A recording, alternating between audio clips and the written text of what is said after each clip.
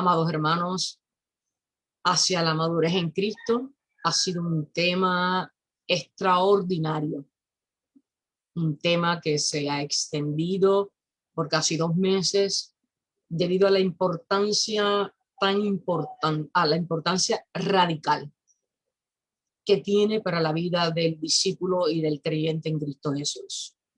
Hemos hablado, ¿verdad?, que la madurez en Cristo se puede lograr si seguimos fielmente los estatutos, los mandamientos y los principios básicos contenidos en nuestro libro sagrado, que es la Biblia.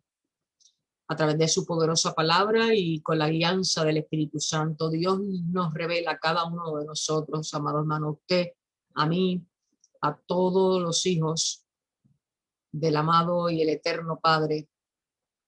Él nos revela nuestro plan profético para nuestra vida, Señor. Gracias por ello.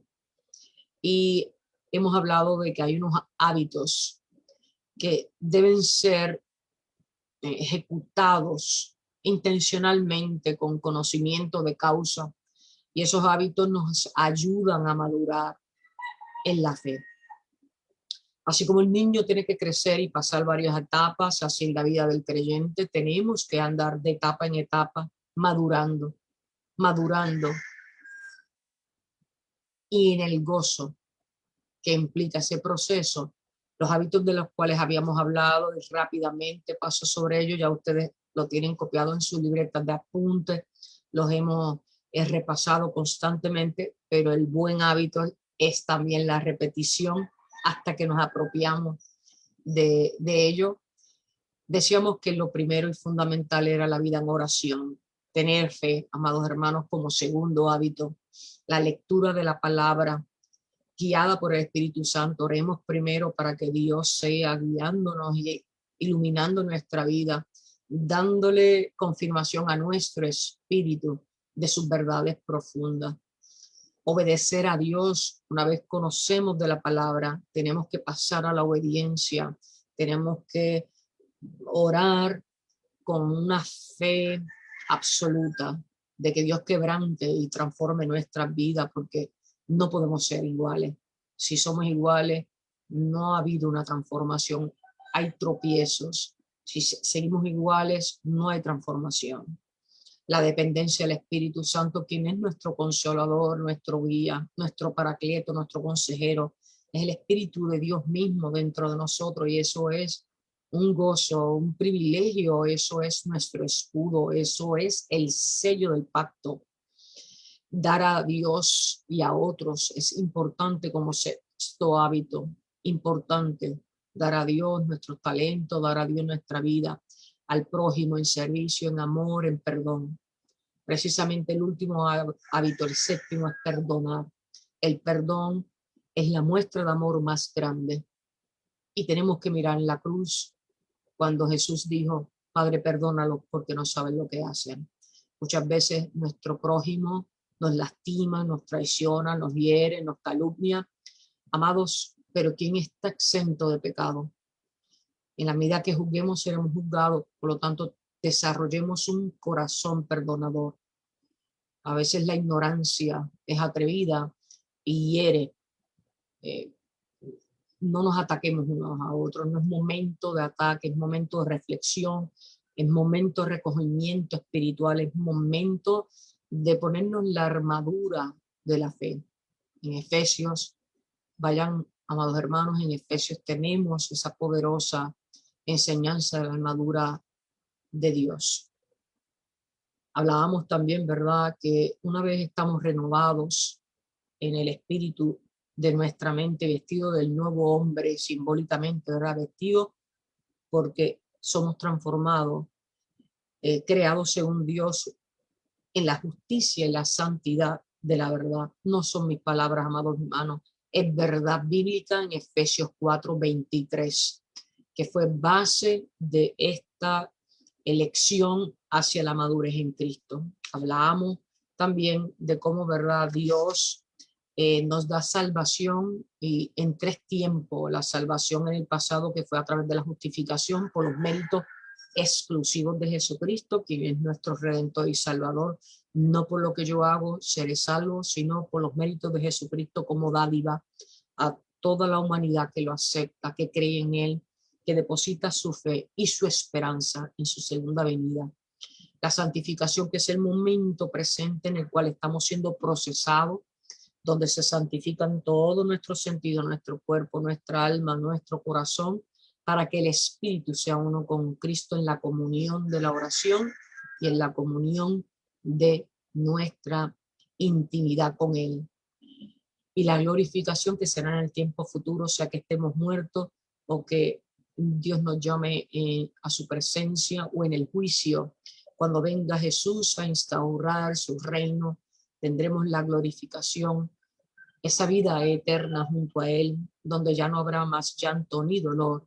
Tendremos un cuerpo nuevo en una tierra nueva, seremos transformados definitivamente. Así que es importante recordar que hemos tenido 3 salvaciones. Declaramos ya, gracias a la fe, que la justificación, la santificación, que es el momento en que usted y yo estamos, y la glorificación, que será en el tiempo futuro, son, lo hablamos en presente, son 3 modos de salvación en la palabra eterna, en la palabra que es verdad, contenida en la Biblia, que recibiremos los creyentes en nuestro Salvador Jesucristo.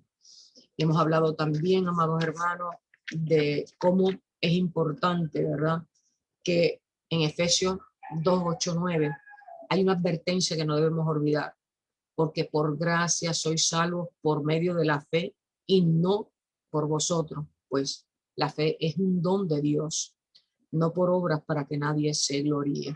Siempre que hablamos de cómo Dios, a través de Jesucristo y el Espíritu Santo que se deposita para sellarnos, hace obra en nosotros, no somos nosotros los protagonistas de ese testimonio, es Jesús, porque es Él el que hace. Nosotros somos solamente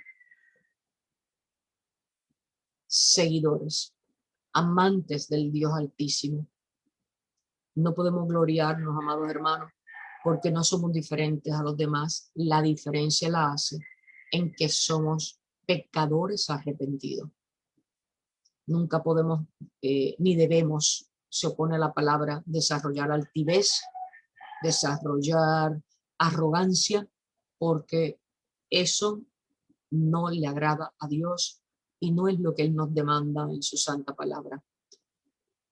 Todo lo contrario, la humildad nos engrandece frente a Jesús, porque reconocemos nuestra pequeñez y reconocemos que por sus méritos y su misericordia es que hemos alcanzado su bendición.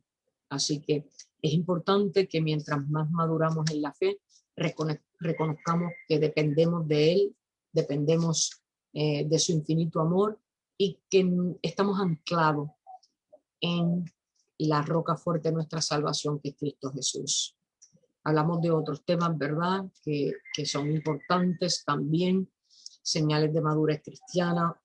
Cuando veíamos que los problemas que son normales, son procesos normales en la vida, los vemos como un proceso de entrenamiento, en donde si somos probados, teniendo conciencia ya de una manera madura,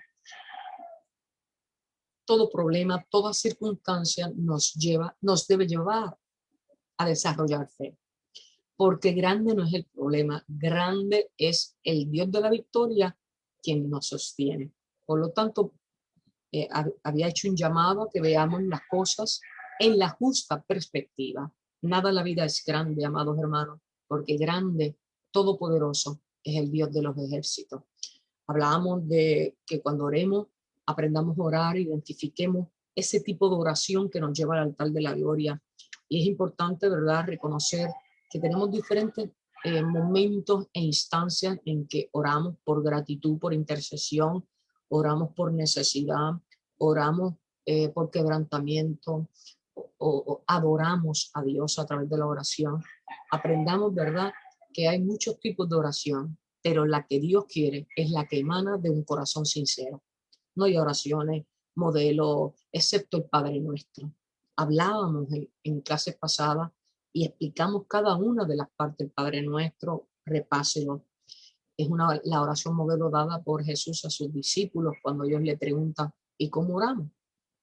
Y cada una de las partes de esa oración modelo nos lleva a entender que hay necesidades en el cuerpo como templo del espíritu y necesidades espirituales, y que como pecadores arrepentidos nos tenemos que presentar ante Dios porque estamos en proceso de santificación y fallamos en lo pequeño, a veces en lo grande, pero la consistencia de la oración en la fe es lo que nos mantiene en pie de victoria. Hablábamos de que era importante, ¿verdad?, ser receptivo a cuando se nos confrontan los hermanos de la fe, nuestros pastores. Cuando hay confrontación, no debemos tener un espíritu altanero. En la confrontación muchas veces nosotros somos nuestros propios enemigos y la confrontación es necesario, ojo, pero una confrontación que sea basada en el amor, como lo advierte Pablo, que cuando vayamos, ¿verdad?, a evangelizar, cuando vayamos a hablar con un hermano de la fe, tenemos que primero orar, ser guiado por el Espíritu para ser diligente en eso que Dios nos manda, que es amarnos unos a otros, apoyarnos unos a otros, orar los unos por los otros. Pero primero tenemos que ir con un corazón puro, sin dobles intenciones y mucho menos con un corazón de juicio. Eso se opone a las verdades bíblicas que aquí hemos hablado, ¿verdad?, ampliamente. En la mañana de hoy, amados hermanos, tenemos un manjar extraordinario. Vamos a hablar de las bienaventuranzas. En la fe, ¿verdad?, de que este sermón del monte, usted lo entienda, usted lo atesore en su corazón, pero no se quede ahí, sino que lo pongamos en práctica. Recordemos que la vida cristiana es una vida práctica, es un estilo de vida, es una relación con Dios. Bien, las bienaventuranzas, amados hermanos, para que lo marquen en sus Biblias, ustedes saben que están contenidas en Mateo, en el libro de Mateo 5, y se extiende el sermón del monte a los capítulos 6 y 7. Las bienaventuranzas, que es el tema del día de hoy, según la fe cristiana, las bienaventuranzas anuncian una felicidad, un gozo centrado en Dios y en el amor al prójimo, que es el Evangelio de Cristo. Esa felicidad será definitiva en el cielo con la contemplación, la posesión de Dios, cuando seamos coherederos del reino. Se enfoca la bienaventuranza en la pureza del corazón y el comportamiento justo y misericordioso que desarrollamos los creyentes a través del proceso poderoso de la santificación, en donde nosotros ante Dios decimos, quebrántame para ser digno de tu gracia y de tu misericordia. De corazón quiero obedecerte, de corazón quiero abrazarte, quiero depender de ti. Ayúdame a llegar a ti. Y en ese anhelo, en ese amor grande, gigante que le nace al creyente, Dios nos va llevando de la mano en diferentes etapas, amados hermanos. No, nunca dude de ello, porque yo, y estoy segura que usted que me está viendo, podemos dar testimonio de cuántas veces la mano de Dios, su presencia poderosa, nos ha sostenido a lo largo de diferentes etapas de nuestra vida. Damos gloria al Dios de los ejércitos y al Padre eterno por su amor hacia nosotros. Las bienaventuranzas, amados hermanos, también algunos le han llamado la declaración del reino de Jesús. La declaración del reino de Jesús. Otros lo han llamado como ser un discípulo. Recuerden que una multitud se reúne en torno a él sube a un promontorio, a lo alto de un monte, otros dicen que estuvo en el llano, Eso no es, si estuvo en el llano o estuvo en lo alto del monte, eso no es lo importante es lo que dijo. Entonces, aquí podíamos decir y estar de acuerdo con los que han llamado, que es la declaración del reino de Jesús, los que han llamado el cómo ser un discípulo, que las bienaventuranzas tratan de cómo ser un discípulo. Otros le han dicho que es nuestra escalera al reino de Jesús, ese me gusta mucho, la escalera al reino de Jesús. Y otros han dicho que las bienaventuranzas describen el carácter de los ciudadanos del reino de Dios. Estas cuatro versiones sobre cómo concebir las bienaventuranzas nos ayudan a entender y nos dan una visión sobre de qué tratan y cómo yo las hago mías para vivirla, porque el evangelio y la vida cristiana es una vida práctica, de práctica. Bien, así que declaración del reino de Jesús, cómo ser un discípulo, escalera al reino de Jesús, o descripción del carácter de los ciudadanos del reino de Dios.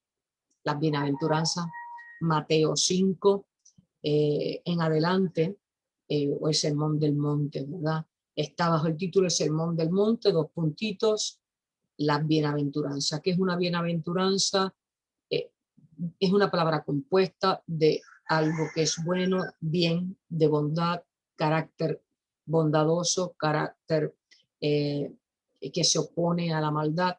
Por lo tanto, algo bueno es algo apreciado, y aventuranza, que quiere decir dicha o felicidad.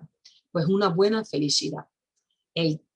Realmente la bienaventuranza es el que es digno de felicidad, o el que está en el gozo de la felicidad.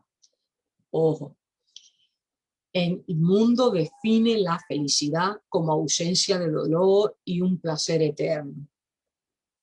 Cuando hablamos de ciertos términos que tienen cierta carga sentimental, emocional, que habla del afecto que los seres humanos tenemos, siempre tenemos que definirlo bíblicamente.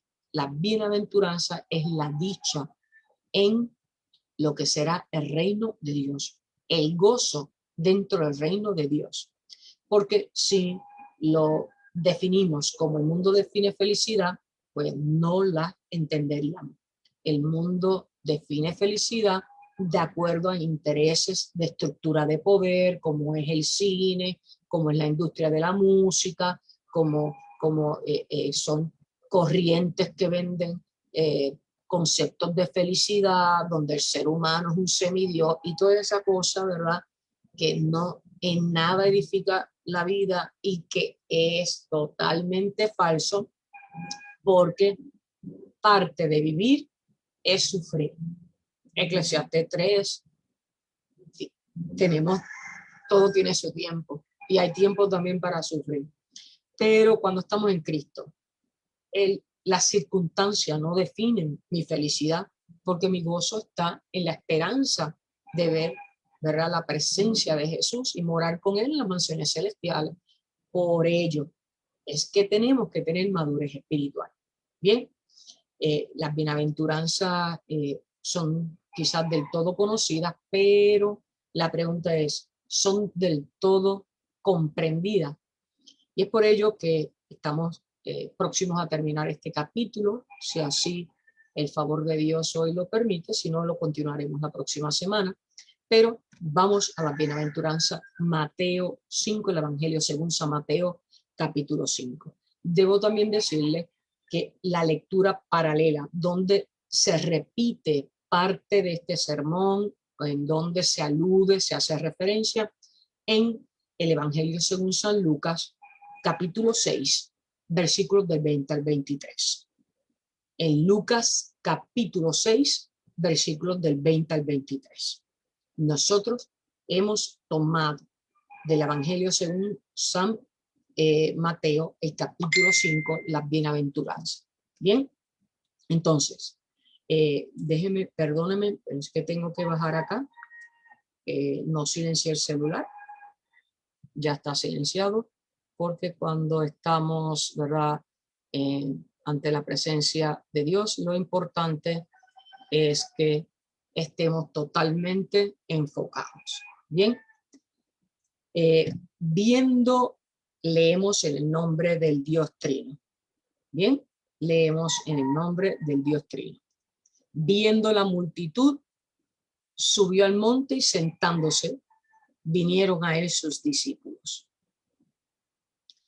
Y abriendo su boca les enseñaba diciendo: bienaventurados los pobres en espíritu, porque de ellos es el reino de los cielos. Fíjense, amados hermanos, qué importante. Yo voy a ir describiendo de cierta manera cada una de las bienaventuranzas. Son 9. Las bienaventuranzas comienzan en el versículo 3. Bienaventurados los pobres en espíritu. Hay una condición. Y luego hay una causa y efecto. La causa es, o la condición, bienaventurados los pobres de espíritu, y el efecto es porque de ellos es el reino de los cielos. Es la primera.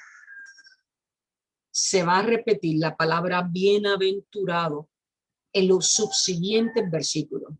Cuando se repite una palabra en versículo o en poesía, se llama aforismo. Es decir, repito una palabra, eso se llama redundancia, y se repite con intención de recalcar que esa palabra es el fundamento del mensaje. Causa y efecto. Bienaventurado, y va a haber un efecto. Tiene que haber una condición para recibir un efecto o una consecuencia. Bien, bienaventurados pobres en espíritu, porque de ellos es el reino de los cielos. Fíjense que aquí, cuando hablan de los pobres de espíritu, nos está hablando porque nosotros tenemos, cuando no estamos en Cristo, tenemos un vacío total en el corazón humano. Y hay un hambre, una sed, una necesidad de Dios. Y cuando somos llenados del Espíritu, tenemos la bendición de que ese espacio de nuestro espíritu es llenado del amor y la misericordia eterna de nuestro Padre Celestial. Y llegamos a tener una comprensión de que dependemos de Dios. Y es importante reconocer que no somos autosuficientes. Esa pobreza de espíritu es impotencia. Nosotros no tenemos poderes especiales. Nosotros somos humanos. Los poderes especiales solamente son atributos del Dios eterno, soberano, omnipotente y omnisciente. De hecho, se escriben con mayúsculas esos adjetivos porque solamente son atributos reservados para Dios. Por lo cual somos pobres en espíritu porque tenemos, cuando no estamos en Cristo, tenemos impotencia. No podemos salvarnos a nosotros mismos. Tenemos pobreza y, ojo también, pobreza quiere decir carencia. Cuando hacemos una investigación sobre cómo los términos pasaron del griego a otros idiomas, a veces es importante porque la connotación de pobreza en el original griego, lo que quería decir era carencia o impotencia, que no teníamos, este versículo que quiere decir que no tenemos el poder espiritual, porque el poder espiritual está reservado a Dios mismo a través de su Santo Espíritu y de su encarnación en Jesucristo. Por lo tanto, cuando venimos a la nueva vida en Cristo, es que ese espacio es llenado y ya no somos pobres de espíritu, porque ya nuestro espíritu ha sido atado en el pacto que es eterno para la salvación de nuestra alma. Bien, se ha confundido y de pequeña yo solía escuchar, ¿verdad?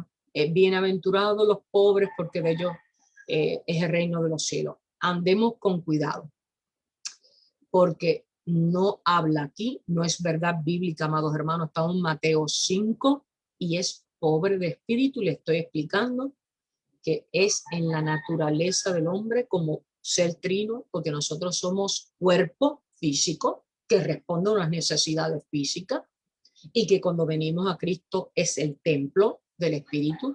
Somos, ¿verdad? También alma, tenemos conciencia y ese es el campo psicológico donde también están nuestras emociones y somos espíritu.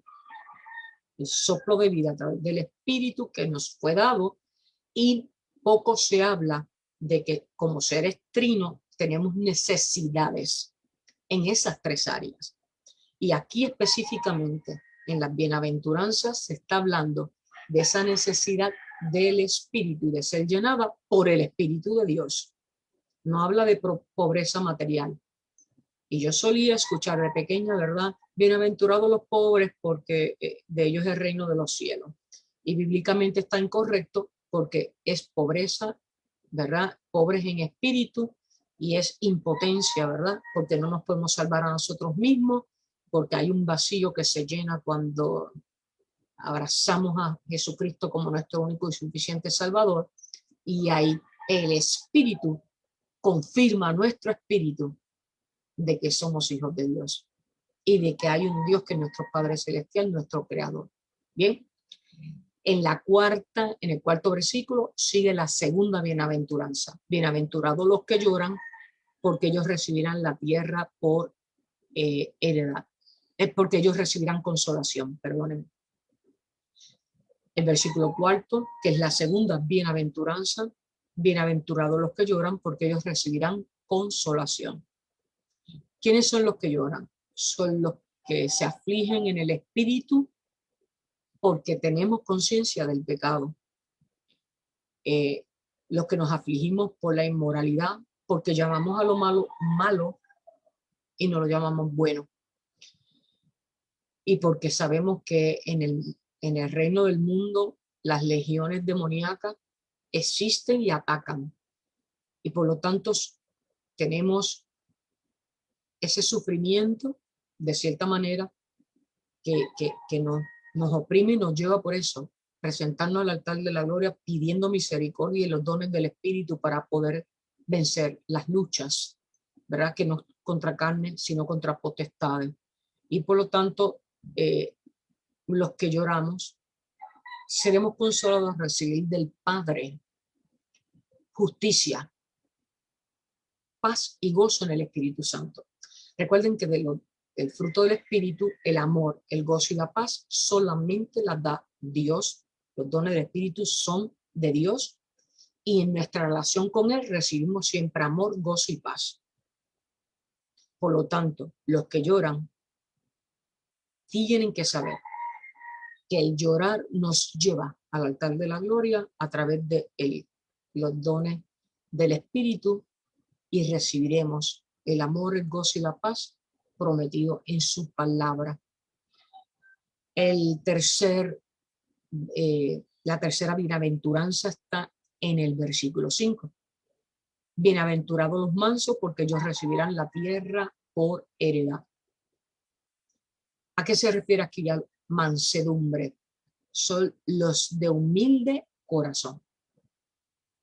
Ni los prepotentes, ni los altaneros, ni los ególatras, ni todo lo que se opone a humildad no entra aquí en las bienaventuranzas, amados hermanos. Son los que se postran delante de Dios y se someten a Él y encuentran en Él el refugio, se interesan en las obras de Dios y lo que sucede en el mundo y lo que le sucede al prójimo. La mansedumbre tiene que ver con la humildad del corazón y de reconocernos siervos de Dios, seres finitos en la esperanza de una eternidad en Cristo Jesús. Esa mansedumbre es humildad y la humildad nos lleva a la obediencia y la obediencia a recibir bendición. Bien, la cuarta bienaventuranza, versículo 6. Bienaventurados los que tienen hambre y sed de justicia, porque ellos serán saciados. Mira, amados hermanos, tener hambre y sed de justicia es desarrollar una pasión por el Evangelio de Dios. Ese hambre y sed de justicia nos lleva a la pasión. ¿Qué es una pasión? Es un amor de entrega, es un amor de sacrificio, es un amor de darlo todo, dar todo nuestro ser por la causa y el evangelio, así como lo hicieron los profetas, los hombres y mujeres que son dignos de que nosotros estudiemos, ¿verdad?, en la Biblia, sus ejemplos para capacitarnos y para cuando estemos en momentos de crisis, en momentos de lucha o en el campo de la batalla como guerreros de Cristo, porque sentado nadie es un guerrero, sino en la lucha, nosotros nos afirmemos y sepamos que el Dios de la victoria está de nuestra parte y nos llevará a la victoria conforme a su voluntad. Bien, entonces esa hambre y sed de justicia tiene que ver con tener hambre de la presencia de Dios, tiene que ver con tener hambre de la palabra de Dios, de la comunión con Cristo, de la comunión con el Espíritu, de tener hambre por la justicia. Y la justicia es ser justo, ser compasivo, la justicia de Dios, no la del hombre. Tener hambre por el poder del reino, tener hambre por el regreso del Señor. Todo esa hambre en lo espiritual se opone al hambre de riqueza, a la hambre de fama, a la hambre de deseo en la carne, porque eso nos aleja de Dios. Si le damos primacía a la carne, no estamos siendo transformados ni procesados. Usted, fíjese que les había comunicado que algunos le llaman que las bienaventuranzas son una especie de escalera. Fíjese cómo tenemos que reconocer la pobreza en el espíritu. Yo no me puedo salvar a mí misma. Yo dependo de mi Padre espiritual, de mi Creador, del Todopoderoso. Yo lloro porque el llorar es un acto de reconocimiento y es un acto de compasión. Yo soy humilde, soy manso, porque quiero someterme en obediencia a Dios. Voy desarrollando una pasión, una hambre por lo espiritual. Fíjense como sí tiene un efecto escalera, amados hermanos. La quinta bienaventuranza, entonces, bienaventurados los misericordiosos, porque ellos alcanzarán misericordia. ¿Quiénes son los misericordiosos? Aquellos que cumplen el evangelio de amar al prójimo y ayudar, animar. No ser piedra de tropiezo, todo lo contrario. Cuando el testimonio, llevarle las buenas nuevas del evangelio en Cristo Jesús. Y los misericordiosos, expresan piedad y desean llevar a los que sufren a la gracia y a la ayuda de Dios por medio de Jesucristo y muestran compasión por los demás.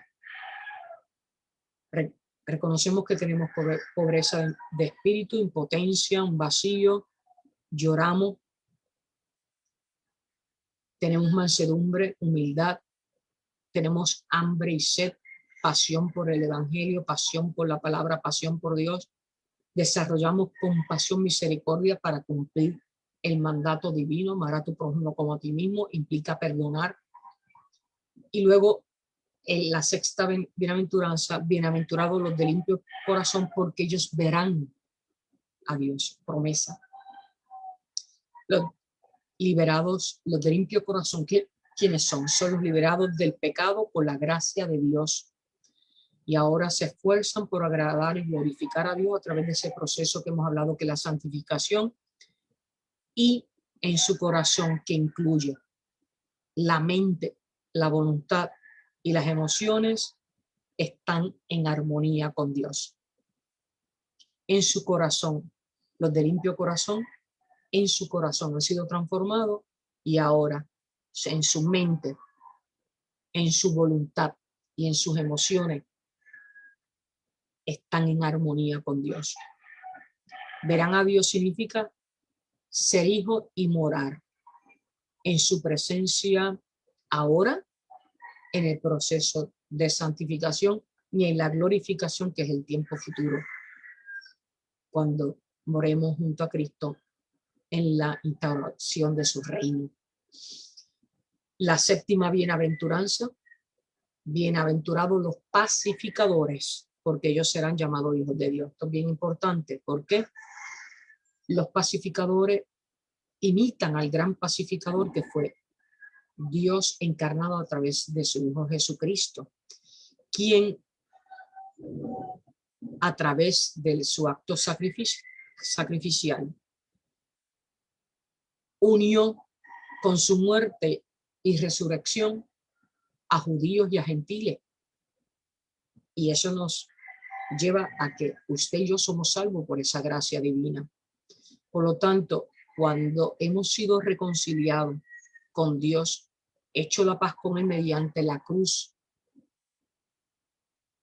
nosotros nos tenemos que esforzar en nuestra vida dando un testimonio y llevando a otro, guiándolo a que, inclusive aunque sea nuestro enemigo, superemos el dolor de la traición, dejemos a veces el papel de víctima y maduremos, y a ese enemigo que tal vez por temor, tal vez en necesidad nos atacó, porque tiene algo que usted tiene y nadie se lo puede quitar, que es el sello del pacto.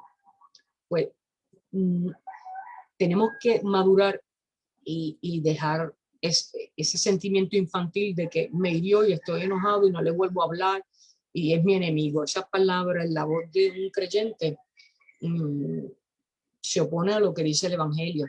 Ama a tu prójimo, no dice condicionalmente, ama a tu prójimo y punto. Y el prójimo es también a quien nos hiere. Hay que orar, hay que interceder por esa vida. Bien, hay que interceder. Hay defensa, cuidado. Hay defensa, ¿verdad? Usando palabras de amor, vence el mal con el bien. Y el bien es en la oración. Y que usted siga adelante en la fe sin que ningún enemigo, ni lo alto ni lo profundo, nos separe del amor de Dios. Y ser pacificador. Usted no le puede dar la autoridad a nadie de que le quite su paz. Si alguien le quitó la paz, porque usted se lo permitió. Y mi paz no me la da ningún otro ser humano. La paz que yo tengo me la dio Dios y por lo tanto no hay autoridad humana que me la pueda quitar. No hay autoridad humana que me quite la paz, porque la paz no es del mundo, es la paz espiritual. Y en ese campo, el único gobernante, el único todopoderoso, el único juez, mi vida, mi Dios amado, es el que tiene toda la autoridad y la soberanía. Cuando usted entiende eso, está madurando en la fe. Bien, así que vamos a la octava bienaventuranza, que es: bienaventurados los que padecen persecución por causa de la justicia, porque de ellos es el reino de los cielos. ¿Quiénes padecen persecución? Son los que se niegan a acomodarse a la malvada sociedad, reciben rechazo y crítica, pero que en la firmeza de la fe no cambian ni claudican a los principios bíblicos ni a la palabra de Dios, que son verdad, justicia y pureza. Bien, una vez usted conoce la palabra, usted la abraza y defiende su salvación con temor y temblor. Por lo tanto, usted no claudica, usted no va a negociar nunca con las reglas del mundo, porque vivimos en el espíritu, tenemos ciudadanía espiritual y celestial. Y eso hay que entenderlo maduramente. La novena bienaventuranza se encuentra en los versículos 10, en los versículos 11 y 12. Está doble. Atiendan. Bienaventurados sois, está en el tiempo presente, cuando por mi causa os vituperen. Vituperar es insultar. Y os persigan y digan toda clase de mal contra vosotros, mintiendo. Gozaos y alegraos, porque vuestro galardón es premio, es grande en los cielos, porque así persiguieron a los profetas que fueron antes de vosotros. Esta novena y última bienaventuranza nos está diciendo, ¿verdad? Bienaventurados sois. Sois es la segunda persona plural que indica bienaventurados son ustedes. ¿Qué quiere decir, amado hermano? Usted y yo. Y quiere decir que está explícito aquí el tema del discipulado. Si somos seguidores de Cristo y vivimos conforme al Evangelio, una vida práctica, conforme a lo establecido en la palabra de Dios, que es eterna, nos está advirtiendo que podemos tener rechazo, que vamos a ser perseguidos por la causa de Jesús, pero la promesa de Jesús, que es inmutable, es eterna, nos promete una recompensa en el reino venidero. Lo importante es persistir, estar firmes en la fe. Los cristianos primitivos, tenemos que a veces echar una mirada histórica. Los cristianos primitivos fueron acusados de canibalismo porque en el mundo pagano, en la antigüedad, recuerden en la Eucaristía, simbólicamente bebemos la sangre de Jesús y el pan es el cuerpo inmolado. Y para atacar a esos primeros cristianos le llamaban caníbales, tergiversando todo ese concepto que se hace en memoria del acto de sacrificio de Jesús. Los atacaban por inmorales porque se reunían y se llamaban hermanos. Y los atacaban de inmorales, acusándolos inclusive de incesto. Los atacaban porque eran fanáticos y estaban dispuestos a perder la vida por la causa de Jesús, y la perdieron en efecto los grandes mártires a través de la historia del cristianismo. Nos dan cuenta de ello. Los atacaban porque se separaban las familias cuando había un cristiano y el resto de la familia seguía en el paganismo. Los atacaban porque les llamaban traidores porque no se sometían a honrar a los dioses romanos. Así que imagínense si hubiéramos vivido en aquella época. Por eso es que en las bienaventuranzas Jesús les indica que aun cuando sufran persecución, está firme porque la recompensa es en el cielo, amados hermanos. Es importante recordar, ¿verdad?, que en las bienaventuranzas nunca podemos afectar al mundo por Jesús como sus embajadores si somos igual que el mundo. Las bienaventuranzas son una guía. Me he detenido hoy explicándolas porque es importante escucharlas, leerlas tal y como están escritas, para que no se añada ni una tilde ni una jota, porque ni una tilde ni una jota va sobre la ley, que es Cristo Jesús mismo. Entonces, continuamos en el versículo 13, donde hay un subtítulo en ese mismo capítulo 5 de Mateo. La sal de la tierra. Aquí nos va a hablar sobre cómo ser un discípulo. Específicamente nos dice en el versículo 13, vosotros sois la sal de la tierra, pero si la sal se desvaneciere, ¿con qué será salada? No sirve más para nada, sino para ser echada fuera y hollada. Hollada quiere decir pisada o humillada por los hombres. Vamos a detenernos en este versículo 13, la sal de la tierra. Usted sabe que a los cristianos se les llama la sal de la tierra. Vamos a detenernos. La sal, ¿por qué ese símbolo? ¿Por qué esa comparación? ¿Por qué esa analogía? La sal es un símbolo de preservar. Preservar es conservar y conservar es proteger de cierta manera. Y se opone a corrupción, se opone a algo que se pueda dañar.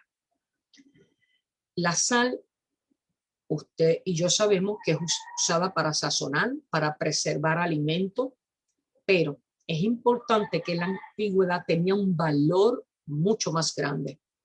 La sal en la antigüedad era usada para salar y preservar carne porque no había nevera, amados hermanos. La sal se utilizaba como antiséptico para las heridas, quiere decir, como un antibiótico natural por las propiedades químicas de la sal. Usted sabe que libera agua y yodo, y también la sal se utilizaba en el campo de la guerra cuando había hemorragias por heridas sufridas en la guerra. Por lo tanto, a los soldados romanos en lugar de pagarle con dinero, recuerde que estamos en la antigüedad, hace más de 2000 años, se le pagaba con bolsas de sal. ¿Por qué? Porque tenía, ya les mencioné, tres valores importantes para la sociedad de aquella época.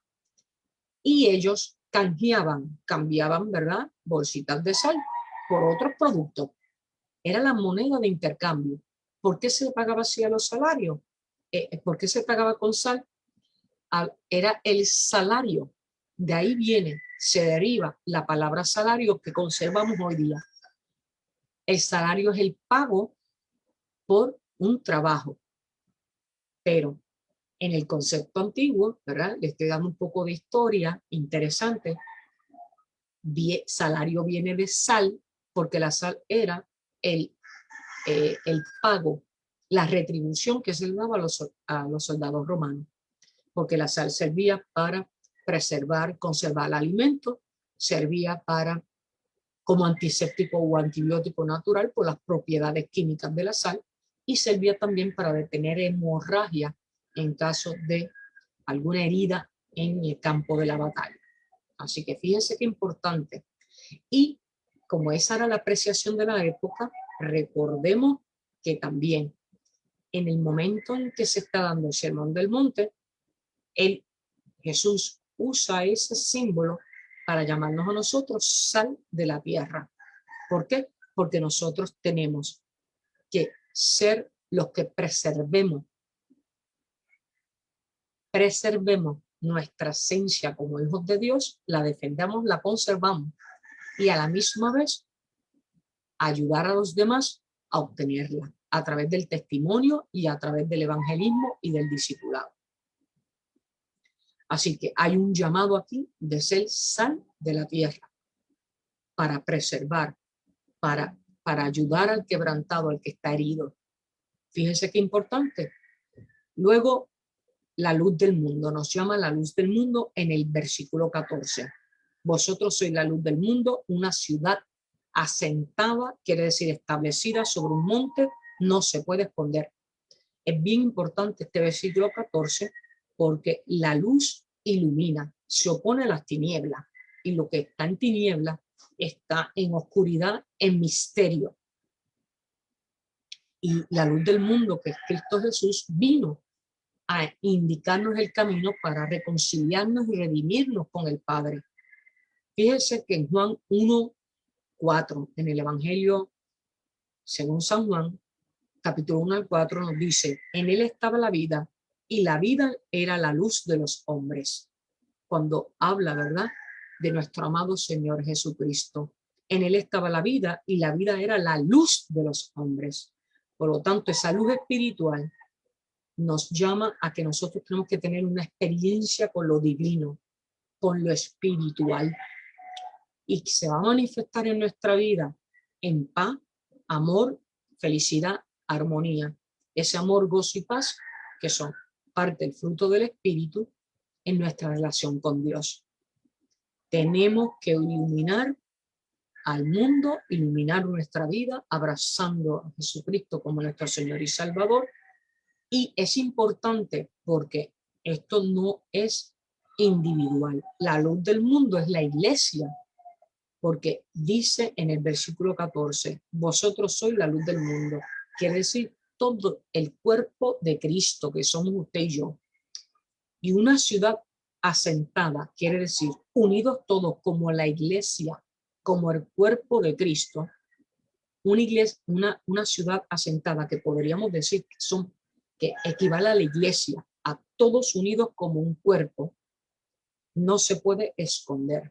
Por lo tanto, tenemos que proclamar, hablar, tenemos que trabajar para el reino, en los dones del Espíritu que pidamos y que conforme a su soberana voluntad recibamos, no para edificación nuestra, sino para edificación de la iglesia, del reino de Dios. En el versículo 15 dice: ni se enciende una luz y se pone debajo de un almud, sino sobre el candelero, y alumbra a todos los que están en casa. Está indicando que la luz tiene que ser expuesta. La luz no se puede esconder, porque si se esconde se apaga. Fíjese que dice que si se pone bajo un almud, ¿qué es un almud? Los que han trabajado en agricultura saben, ¿verdad?, que una especie de caja puede tener diferentes medidas, pero se usaba en aquella época como medida para depositar los granos. Y equivaldría hoy día a más de 20 libras, de 20 a 28 libras. Entonces, le está diciendo que si se pone una caja donde se ponían y se ponen todavía, porque hay ciertas sociedades que usan todavía esa medida, el almud, que hoy equivale a 20, 28 libras, y que se ponían granos de la semilla, las bellotitas de café, de maíz, granos, ¿verdad? Productos agrícolas. Y si ponemos el almud, si se pone el candelero debajo del almud, se va a apagar. Nos está diciendo que no nos podemos esconder, que no podemos poner ninguna interferencia al frente, porque también Jesús nos liberta y nos da esa libertad para que la luz de su Santo Espíritu se refleje en nosotros y demos testimonio al mundo de que hemos sido santificados por la gracia misericordiosa de Dios al ser arrepentidos de nuestros pecados y haber abrazado como nuestro personal salvador a la persona Cristo Jesús. Bien, y nos advierte en el versículo 16, seguimos en el capítulo 5, así alumbre vuestra luz delante de los hombres para que vean vuestras buenas obras y glorifiquen a vuestro Padre que está en los cielos. Siempre nos está diciendo que es para darle la gloria, todo la honra, todo el honor y todo el crédito al Padre Eterno. Bien, Jesús y la ley, en el versículo 17. Él es la ley. No penséis que he venido para abrogar, quiere decir para eliminar la ley o los profetas. No he venido para abrogar, sino para cumplir. ¿Por qué Jesús dijo eso? Él vino a liberarnos, ¿verdad? A liberar la ley de la manera mal interpretada que los escribas y los fariseos la habían interpretado. En Romanos 10:4, él nos, ¿verdad? El apóstol Pablo declara, porque el fin de la ley es Cristo para justicia a todo aquel que en él cree. En Romanos 10:4, Jesús es la ley, es la promesa encarnada. Fíjense que desde Isaías había sido ya revelado la obra redentora de Cristo Jesús, el Mesías. En el versículo 18, porque de cierto digo que hasta que pasen el cielo y la tierra, ni una jota ni una tilde pasarán de la ley, hasta que todo se haya cumplido. De manera que cualquiera que quebrante uno de estos mandamientos muy pequeños y así enseña a los hombres, muy pequeño será llamado en el reino de los cielos. Hay una advertencia que nos cuidemos de no ser como escribas y fariseos, de conocer la ley, pero no vivir a la altura de la ley, porque es la práctica la que diferencia a un verdadero creyente.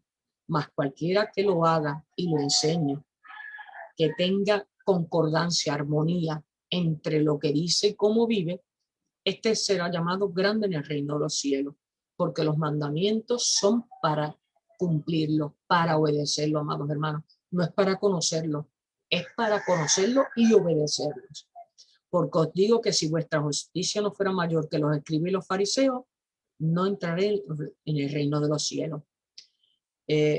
No ser conocedores, mero, limitarnos a ser conocedores, sino practicantes. Vamos a Mateo, ¿verdad? Hasta aquí la porción de las bienaventuranzas. Llegué hasta el versículo 20, donde hablé de las bienaventuranzas, hablé de que nos llama a ser como discípulos la sal del mundo, la luz del mundo, y nos recuerda que Jesús es la ley. Jesús es la ley. Quiero compartir dos versículos del capítulo 6. El versículo 5 y 6 de Mateo 6. Cuando oren, entren en tu aposento y cerrada la puerta, ora a tu Padre que está en secreto, y tu Padre que ve en secreto te recompensará en público. Versículo 6 de ese mismo capítulo 6. Cuando oremos, no repitamos vanas palabras. Amados hermanos, la relación con Dios es de intimidad. Es de tú a usted. Usted es el Padre eterno, nuestro Señor y Salvador. Tenemos que orar, tenemos que entregar el corazón, tenemos que practicar los hábitos que repasábamos al inicio de este devocional. La palabra nos está instruyendo, nos guía, nos habla, porque la palabra de Dios es eterna. Oren y entreguen su vida a Dios diariamente, ¿verdad? Pongámonos a cuentas con Dios. Él todo lo ve y todo lo sabe. Él está esperando que nosotros tengamos la madurez de reconocer que hemos pecado y que necesitamos y dependemos de él. Así que en Mateo 7, versículos 24 y 28, les comparto y les leo, ¿verdad? En el nombre de Dios Trino. Cualquiera pues que oye estas palabras y las hace, le compararé a un hombre prudente que edificó su casa sobre la roca. Descendió la lluvia, vinieron ríos, golpearon viento y golpearon contra aquella casa y no cayó, porque estaba fundada sobre la roca. Uno de los atributos, ¿verdad?, con los que se denomina a Jesús a través de la Santa Palabra, es la roca fuerte, nuestra salvación.